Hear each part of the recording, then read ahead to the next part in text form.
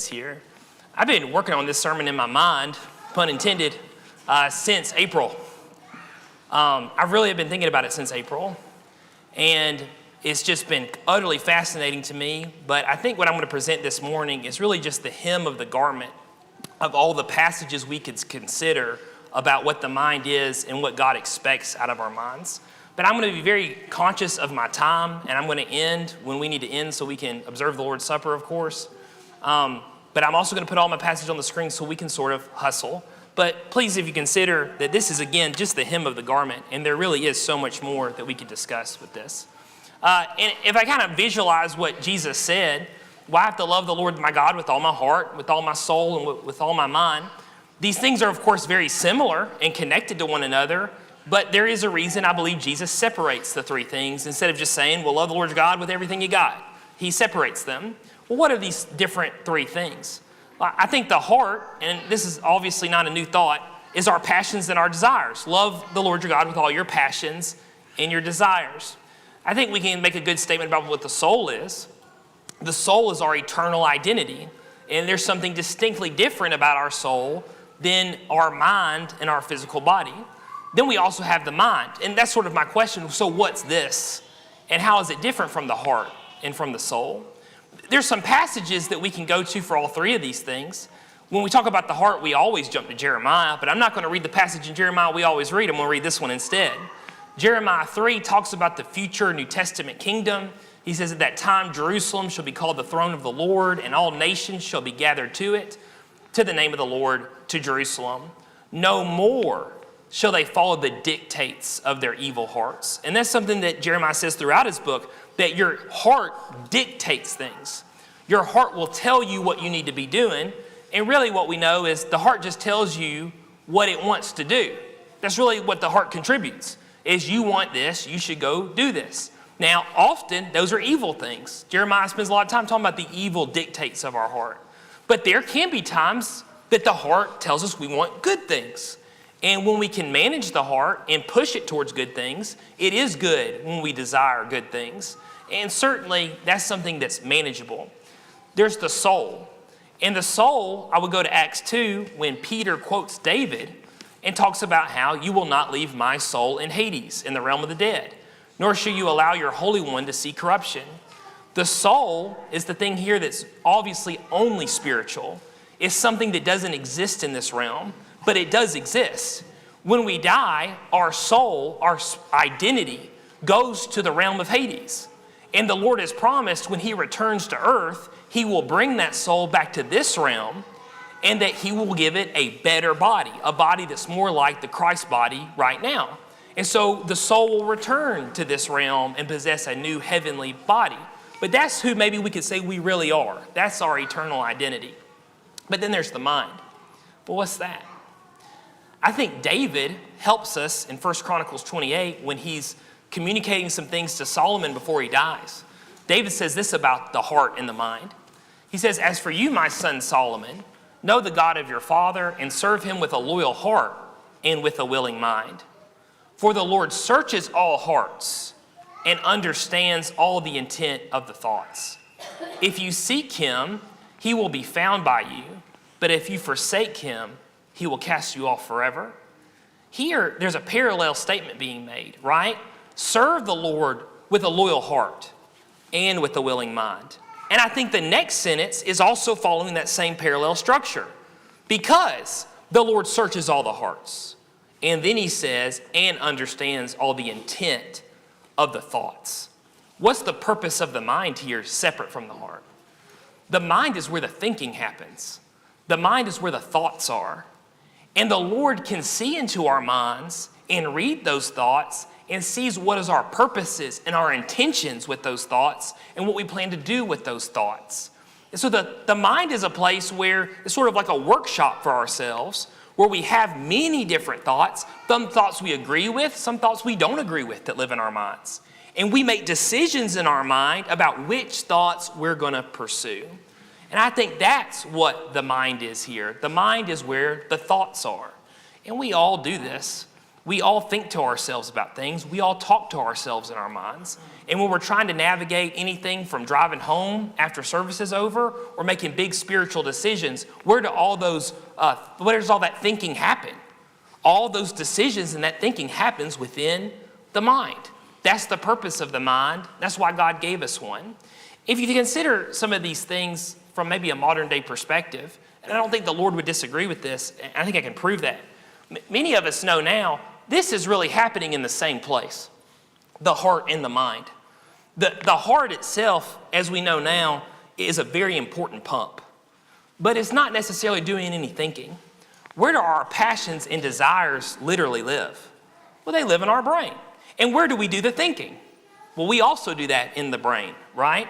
And Paul, even in Ephesians chapter 2, says some heart language about, evil passions and lusts and desires. And he says, within your mind. So there are times that Paul does give the heart descriptions to the brain. And I think Paul would agree with this, that that's exactly how it is. And we're right to believe that. How does the soul play into this, though? I don't have the answers for that. This is all I think I can say about that for sure, is that the soul lives in a different plane of existence. The soul is something that we can indirectly learn about, but it's not something we directly learn about like we learn about the brain. The soul needs something in this literal plane of existence to navigate us through. And it seems to me that the brain serves that purpose for the soul. It's how the spiritual self navigates this literal self here on this earth. And the brain serves us well in doing those things. But obviously, the brain is of the earth. It's something God made when he made Adam. And it's something that the other animals of the earth also share in common with us, just nowhere near to the level that we have. So there is an important purpose, but it certainly doesn't live in the same realm or the same plane of existence that the soul does. If you have any questions about that, don't come and ask me, because I don't have all the answers. I'm just trying to navigate what are these three things that Jesus gives us. Jesus certainly has, though, the answers to that question.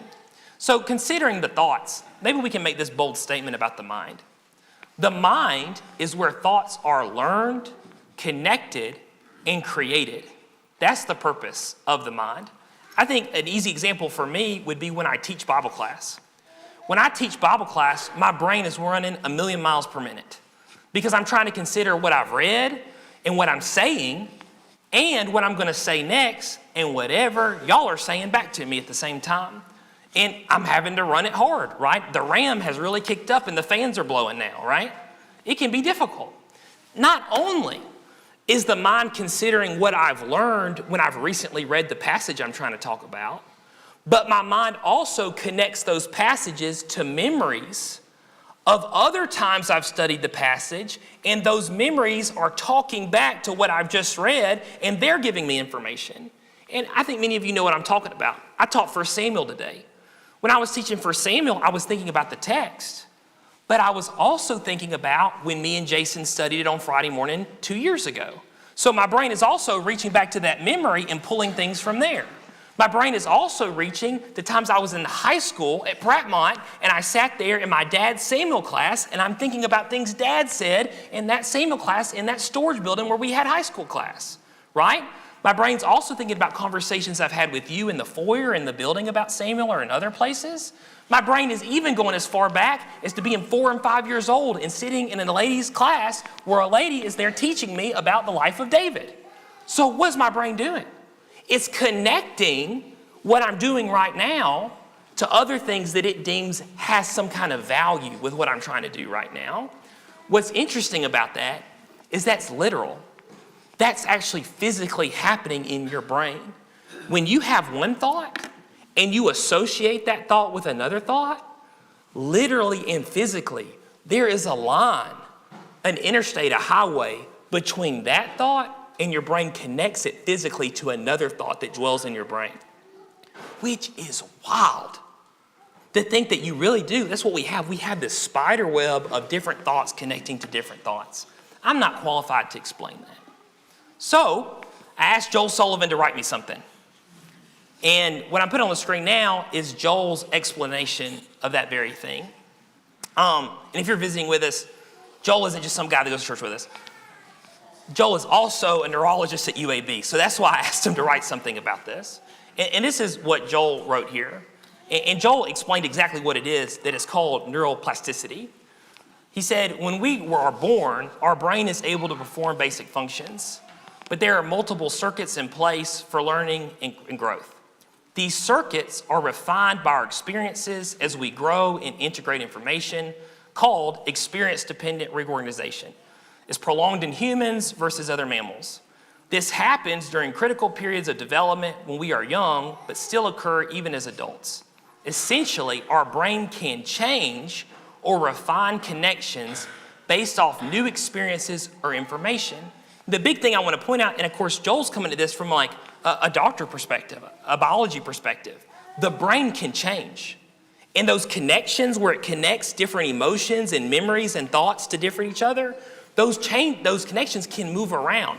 It very easily happens when we're young. We're very impressionable when we're young. But the older we get, we can still make those changes, right? And as adults, God still expects us to make those changes. We don't have time for this, but all through Exodus, God tells Moses, I am fearful that the people will change their mind. And they do change their mind. They change their mind over and over again. Why? Because that's what our minds do. Our minds are constantly changing and moving those connections around and coming to different conclusions. Learning is defined as a change in behavior that results from acquiring knowledge about the world, while memory refers to the processes by which that knowledge is encoded, stored, and later retrieved. My view of that, of the first and most basic step, is to first learn, then let our brain form memories to shape our behavior after receiving knowledge. And I think what Joel's explaining is that when we learn things, they turn into memories. And what we're really accessing when we're accessing that knowledge is memories that's been encoded into our brain, and then the connections are being made. When information is converted from short-term to long-term memory, a complex pathway of chemical signaling is initiated, leading to actual physical changes within neurons and how they are interconnected. So what's happening? Now we have those literal pathways that are connecting memories and emotions and thoughts to other memories, emotions, and thoughts. Behavior and decision-making is a complex integration of sensory input, memory, high-order processing, and motor output. Our behavior and decision-making can change based on new information, knowledge, and experience. We are molded by all this, but the key is learning and storing that knowledge. And if you have more questions about that, go and ask Joel, right? But the main point is this that I want to pull out of this. And Joel hits it really hard at the end. This is about learning. We've always known about this process. This is just how it physically works. But God has always taught us about learning. He says, I need you to learn who I am. I need you to learn who you are. I need you to listen to me, right? And if you will listen to me and you will learn from me, then you can carry that easy and light yoke and follow the Lord. But you have to learn. That's how we acquire that knowledge. And God has designed us that we can be learning people and we can learn the knowledge that he needs us to have, right? And so Joel really threw me a bone for that one. Mark chapter 8 is a perfect example of what we talked about in a spiritual version. If you remember, Peter has just told Jesus that he's the Christ, the Son of God. And as they continue to walk, Jesus begins explaining to them that he is going to have to be crucified by the hands of the elders and scribes in Jerusalem. And that makes Peter upset. Peter's not listening to Jesus. He's not learning from Jesus. He's upset that Jesus isn't fitting the mold that Peter wants Jesus to fit into. Verse 31, and he, Jesus, began to teach them that the Son of Man must suffer many things and be rejected by the elders and chief priests and scribes and be killed, and after 3 days rise again. He spoke this word openly. Then Peter took him aside and began to rebuke him. But when he had turned around and looked at his disciples, he rebuked Peter, saying, get behind me, Satan, for you are not mindful of the things of God, but of the things of men. So he hears this message. He doesn't like what he hears. He tries to rebuke Jesus. And what does Jesus call him? Jesus calls him Satan. And the reason why is that last verse there. For you are not mindful of the things of God, but the things of men. And I think of it this way, and I try to do it visually, that this is Christ as he lives in Peter's mind. And Peter's mind has made connections about what the Christ is supposed to be, and he's assumed some wrong things with those connections. And I'm trying to play a little bit into this. We're not given every answer, but I believe that Peter thought that Jesus was the physical king of Israel. And he was excited that here is the Son of God, the Messiah, the physical king of Israel. And now we got the king of Israel with us. And for some reason now he's talking about how he's going to die in Jerusalem. No, he's supposed to reign in Jerusalem. You have to think that they believed and wanted. Men, certainly Israel, believed and wanted that Jesus was going to overthrow the captivity they were in Rome. And he was going to rescue from that. And of course, I'm sure Peter grew up with stories of the Messiah and how when the Messiah comes, he will free us from this captivity. And they were all about it. Well, Peter has taken those old memories and he's attached that to the Christ he knows now. Peter has connected those things, I think, as well to his personal glory. And that was a problem for all the apostles. They thought that if Jesus did become king, who was going to get to be the next boss? Well, it was going to get to be them, and they were going to judge the 12 tribes of Israel. They thought there was going to be these positions of glory waiting for them. We all know there was no physical earthly glory waiting for them, was it? But certainly true glory. Of course, we always talk about the desire that the Jews wanted Jesus to be this king of an eternal physical kingdom. Did Peter connected Christ to those things in his mind? I think he had. And now the Christ that Peter perceives in his mind is wrong. So because he's connected Jesus to these wrong things, what comes out of Peter's mouth? Because the thinking happens before the talking happens. We mess that up when we flip them. Well, what comes out is Jesus stopped saying these things. And Jesus has to say, Peter, you didn't get these things from me. You got these things from men. And now you've associated me with things that aren't true. What should have Peter done instead? Well, he should have changed, right? Make different connections. And that's done by learning what Christ is saying. Things like we have a suffering Savior here. And Jesus just explained that to him. If you remember, every time Paul went to a synagogue in Acts, what was his first sermon in that synagogue? That the Messiah would have to suffer. That was one of his first sermons in every synagogue he preached. Because that was a core message of the gospel. That the Christ would be crucified. And he warned them about this. This is what shouldn't have been new information. That Christ would bring about God's glory, not their own personal glory. And the plan would not look glorious, but it would be revealed as glorious as later. As well, that this was an eternal spiritual kingdom. The kingdom does not come with observation, it is within you. Peter needed to change his mind so he'd stop saying stuff like that, right? And when we get ourselves into trouble, we're not necessarily talking to Jesus. But when we get ourselves in trouble about the things we're saying, what's the issue? The issue is the connections we've made in our mind. The issue is up here. And then it's coming out of here, right? And that's no different than what we've learned on the Sermon on the Mount. We just say here instead, but we know what we're talking about. That's the issue. What does Peter need to do? Peter needs to better manage his mind. And sort of as an application to what we've been talking about this morning, this is the only application I'd like for us to glean. For us to love the Lord our God with all our mind, what must we do? We must all do a better job of managing what's going on in our mind. Because your mind can be managed. Your mind can change. Even Joel said our mind can change. So if it can change, then we all must do a better job of managing how we govern our thoughts. And good news for us, it seems to be that in every book that the Apostle Paul wrote about, he talked about the need to better manage our minds. And there is a whole lot of them, and I just picked a few so we can get the idea behind it. The first one I want to do was Romans 8. And I think that's the easiest one because it goes along with what we just talked about. In Romans 8, Paul says, for those who live according to the flesh set their minds on the things of the flesh. But those who live according to the Spirit, the things of the Spirit. For the carnally minded, that's the worldly minded, is dead. But the spiritually minded is life and peace. If I can better manage my mind, and have spiritual things, and I'm connecting spiritual things to spiritual things, and then I'm connecting those spiritual things to me things going on in my life, what is the end result? The end result is life and peace. And I would argue that also happens on this earth. I'm going to live longer if I listen to God, usually. But I'm definitely going to have more peace on this earth if I listen to God. And that all comes from spiritual mindedness. What about worldly mindedness? Where does that lead to? And I fill myself up on worldly things. And I have all these connections of worldly things to worldly things. And then I connect those worldly things to me. Well, I'm going to end up in dying. And that's physical and literal. That's physical and spiritual. It will lead you to death here on this earth, and it also will lead you to spiritual death. It's almost like there's both. Is this important? Paul puts it in the most important chapter he wrote in all his books there. I know that y'all can debate me about that. But certainly Romans 8 is one that lives in our mind, doesn't it? Let me take it backwards to Romans 7. And I can't get in all of Romans 7, but I think we can get this quip.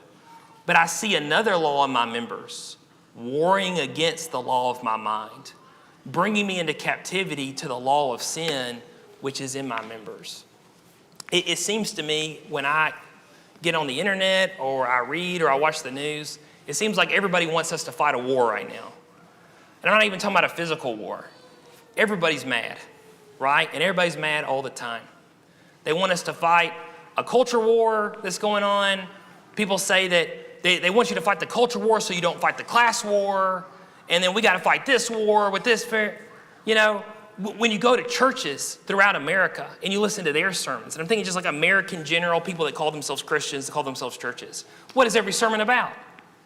Every sermon is about a culture war and how we need to buck up and we need to go out there and we need to go do something, and everything's external, right? But when I read Paul, I do see some things that are external.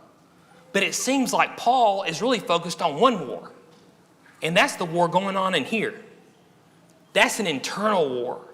That's an eternal war that we all need to be fighting. There's a war going on in my mind.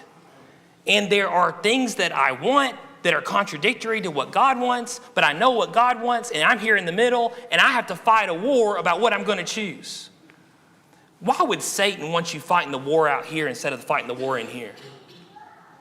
Because if he can get you to fight the war only out here and not fight the war in here, then you've already lost the war out here, right? Because again, that's the Sermon on the Mount.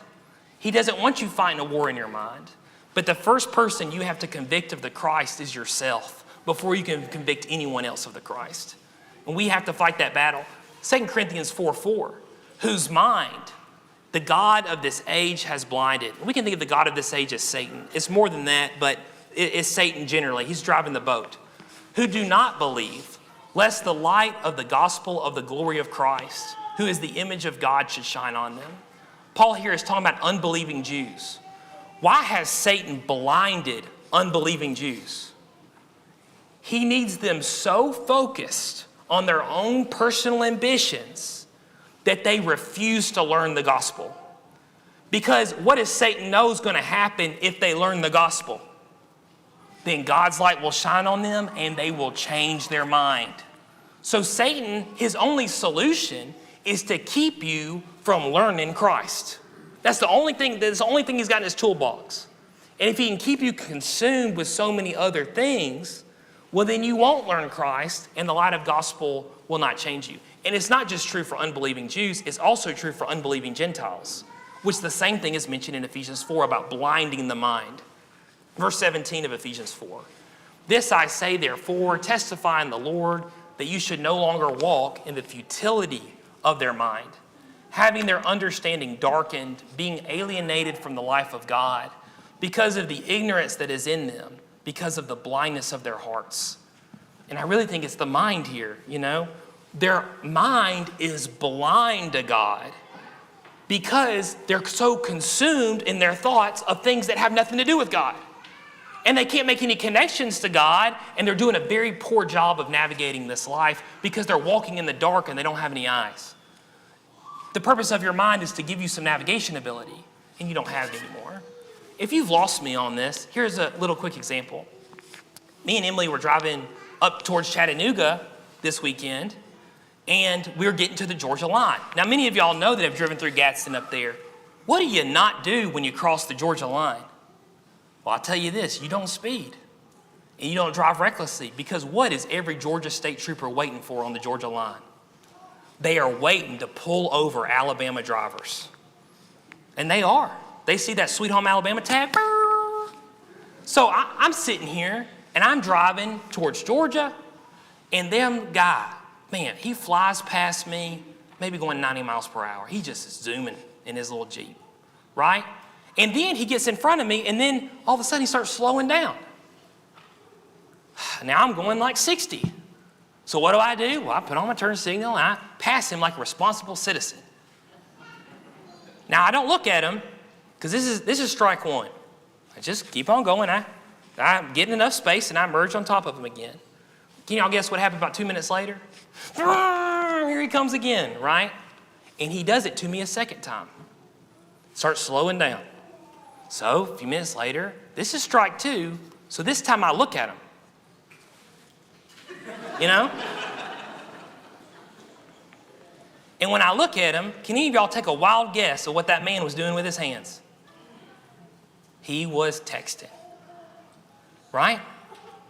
This fool, texting, too dumb to use his cruise control, and he slows down because he's not paying attention, and then he realizes I passed him and he has to zoom ahead of me because he's got to get ahead again. You know what third strike was? Third strike was when he passed me, crossed the Georgia line, and that trooper got him. And I pull up and I see the blue lights and I see Mr. Jeep. And of course, what did I do when I passed him? What's the man's issue? He's so distracted with things that don't matter while you're on the interstate that he can't navigate his life. He can't navigate his Jeep. And certainly, what's going to happen in Romans 8 if you text and you drive because you're so distracted? You're going to die, right? And more importantly, not that that's not important, that's very important, but more importantly, if you are so distracted with things floating around in your mind that you can't make spiritual connections anymore, you're driving and texting at the same time as what you're doing. And you can't make spiritual connections. And when you need help and you're in crisis mode, your brain doesn't even know what to give you, right? We need to be able in such a manner that I can go, well, look, I need some things. And I'm in crisis mode. What do I have? What do I have available to me? Well, do I not have some Proverbs to me? Do I not have some Hebrews? Do I not have some Romans? Do I know some of these things that I can go, hey, hold on a second, I can make a connection, and that's my problem right now, and that's what I need help with? No, I'm texting while I'm driving. We gotta fill up on good things so that they're available to us when we need them. And that's the only way we'll be able to navigate this life. Ephesians 4, the next passage, look what he says. But you have not so learned Christ. Because if you've learned Christ, indeed you've heard him and you've been taught by him as the truth in Jesus. Verse 23, and you will be renewed in the spirit of your mind. We have to learn Jesus, so Jesus is available to us when we're trying to make hard decisions, and even sometimes easy decisions. I don't think the Lord wants us to text and drive either, right? But certainly all those decisions can be helped by renewing the spirit of our mind. How do I renew the spirit of my mind? Colossians 3:10 will tell you. Having put on the new man who is renewed in knowledge, according to the image of him who created him. I take on knowledge from God. And if God, and I'll listen to God's knowledge, that will renew my mind and keep those connections where they need to be. And if those connections are where they need to be, I can love the Lord my God with all my mind and better navigate this life. Really quickly, this is one of Joel's points that he wanted me to bring up, is that there's something in terms of what we were talking about, that plasticity. There's active learning and there's passive learning. And what Joel's point was is it's very hard to learn passively anything. You can't just be around it and you absorb it, right? How do we read books? Do we read books like this? Like we're just close enough and it radiates into us? No, it doesn't work that way. And what Joel was saying is if you try to passively learn something, you don't build those highways in your brain connecting thoughts. You just don't get them. But when we actively learn things and we actually read or listen and think about what we're talking about and thinking about what we're doing, that's when we actually make those hard highways, those connections that are useful to us. And they become our memories. And we can remember when we talked about that in Bible class that time. Why? Because I was paying attention. If you don't pay attention in Bible class, and you don't pay attention in sermons, and you don't pay attention while you're talking with someone about God or you're reading the books, you will never learn this. You won't. And you'll fail. So actively learn it. That's why God gave us these brains, is to be active learners. And finally, 2 Timothy 1:7, for God has not given us a spirit of fear, but of power and of love and a sound mind. Some of you with different versions have the word self-control instead of sound mind. And that's okay. I think the idea is that a sound mind creates self-control. But my understanding in the manuscripts, what Paul said was not self-control. He said a sound mind. And what does the word sound mean? The word sound means healthy. What did God give us? Did he give us a spirit of fear? No, he gave us power and love and a healthy mind. That's what God wants us all to have, right? And as much of our ability to manage that mind. And again, we all know there's diseases and things that we have to deal with. Oh, no. Here we go. As we all know, there's diseases and disabilities that we all have to deal with. Many of us do. We can only manage what we have under control. But that's what God desires for us, that we would manage our mind to the best of our ability so that we can love the Lord our God, our heart, with all your mind. Thank you for your close attention, and that's all the time that I have. As a way of invitation, maybe all of us could consider this week what we're eating and what we're seeing and what we're reading. And think and consider, are these things going to affect my mind? Am I going to jump to these conclusions? Have I made connections to these things that I don't need to make connections to? Am I making enough connections to God's things? Do I know God's things? Do I think about God's things when I'm bored? And if we really manage our own mind, I think we can come up with some honest answers about what we need to be doing. If there's anyone here that needs to obey the gospel or needs the prayers of the congregation, why don't you come forward as we stand and sing?